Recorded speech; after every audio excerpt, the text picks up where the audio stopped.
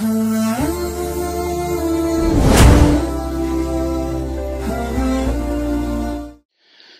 بالله من الشيطان الرجيم بسم الله الرحمن الرحيم والحمد لله رب العالمين وصلى اللهم على نبينا محمد وعلى آله وأصحابه أجمعين أما بعد. Très chers frères, très chères sœurs, assalamu alaikum wa rahmatullahi wa barakatuh. Alors, on continue avec cette chronique pour répondre donc à quelques questions à titre d'information pour nous. Quand est-ce qu'effectivement on peut jeûner? Parce qu'il y a quelques-uns effectivement qui posent souvent la question, est-ce qu'on suit le calcul astronomique ou on doit voir la Lune?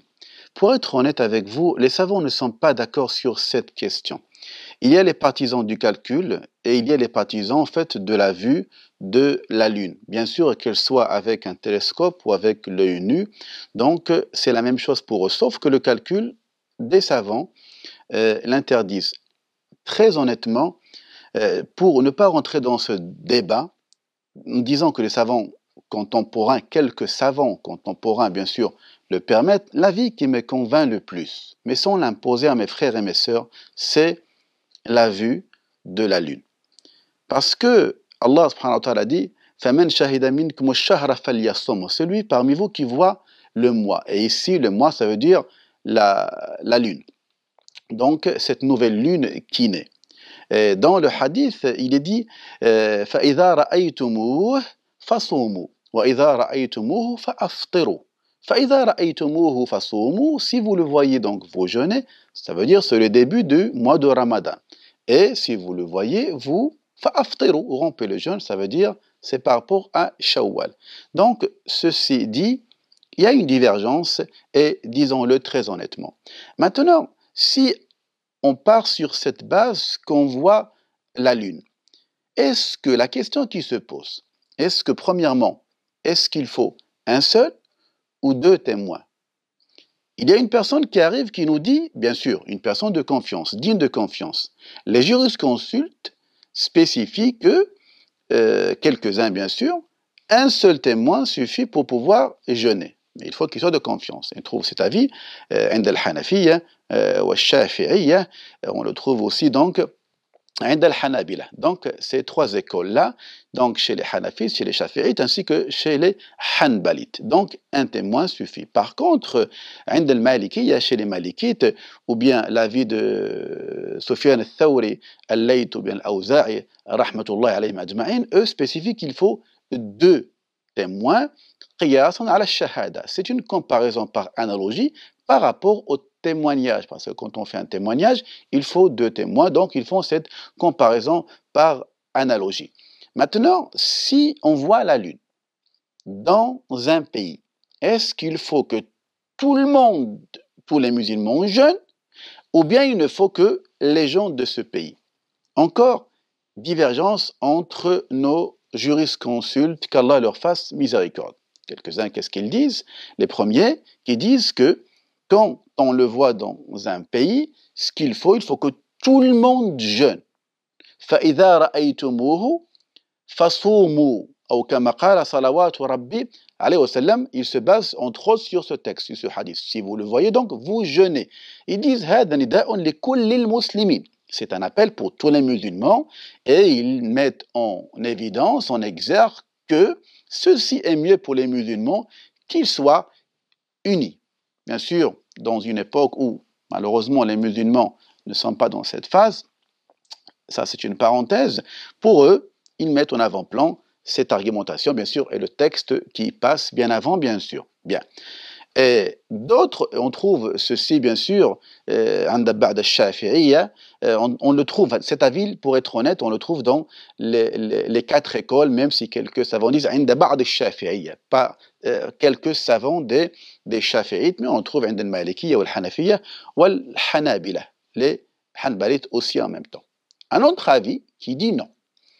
Ça dépend en fait même dans le pays où on est, ça dépend de ce qu'on appelle al-matali'. Le premier avis, il dit peu importe le matali', d'accord? Si on le voit dans un endroit, même si on ne le voit pas ailleurs, il faut suivre et tout le monde jeûne. Deuxième avis dit non, ça dépend de al-matali', de là où on voit la lune, d'accord? Parce que c'est vrai, la lune peut être vue d'un endroit sur Terre, mais pas d'un autre qui est un peu plus lointain. Et leur argument, c'est le texte de Kurayb radiallahu anhu warda, qui est Mawla ibn Abbas radiallahu anhuma, le serviteur de Abdullah ibn Abbas, habru hadhihi al-umma, turjuman du Coran, l'exégète par excellence du Coran. Qu'est-ce qui s'est passé? C'est que son serviteur était parti à Sham où il y avait Muawiyah radiallahu anhu qui était effectivement celui qui gouvernait donc à Sham. Il est parti, il a dit qu'il a vu la lune la nuit du vendredi. Un mois plus tard, il est retourné vers Médine. Abdullah ibn Abbas radiallahu anhu lui posa la question, lui dit, vous avez vu la lune quand? Il lui dit, on l'a vu la nuit du vendredi. Abdullah ibn Abbas lui rétorque que nous, on l'a vu la nuit du samedi. Donc, on va compléter 30 jours du Ramadan ou bien on va le rompre si on voit la lune. Son serviteur lui dit, mais la vue de Muawiyah ne te suffit pas puisque eux, quand ils l'ont vu, tout le monde a jeûné la nuit du vendredi. C'est-à-dire qu'à Médine, ils l'ont vu 24 heures plus tard. Je dirais, bon, un jour plus tard. Ça veut dire que à Sham, ils ont jeûné un jour avant. Et Abdullah ibn Abbas lui dit non, non. Hakadha amarana Rasulullah sallallahu alayhi wa sallam. C'est comme ceci que nous a ordonné de faire le prophète salawatu rabbi alayhi wa sallam. Voilà les arguments de chacun, des savants et de ces écoles juridiques. Mais je finis avec ce point. Je dis à mes frères et sœurs, l'éthique, adab ou l'ikhtilaf, l'éthique de la divergence entre les savants doit nous pousser à ne pas imposer un avis que tu suis. Si toi, tu suis un avis d'un savant, en étant convaincu de ses arguments, tu te l'imposes à toi, mais tu ne peux pas l'imposer aux autres. C'est pour ça que je dis que l'avis qui me convainc, c'est le deuxième avis, celui de Abdullah ibn Abbas, radiallahu anhuma. Mais je ne l'impose à personne. Ceux qui disent qu'on l'a vu dans tel pays, ou tel pays, et que lui, il vient en France, par exemple, il peut le suivre. Mais on ne peut pas l'imposer aux gens. Toi, en tant que frère ou sœur, tu peux le suivre à la barakatillah, sauf quand on est dans un pays musulman, où le chef de l'État, c'est lui, effectivement, qui dirige les choses, et on dit que pour qu'il n'y ait pas d'anarchie, le mieux est de respecter là où on est quand il y a un chef d'État qui nous dit, voilà, que le jour du Ramadan, c'est tel jour.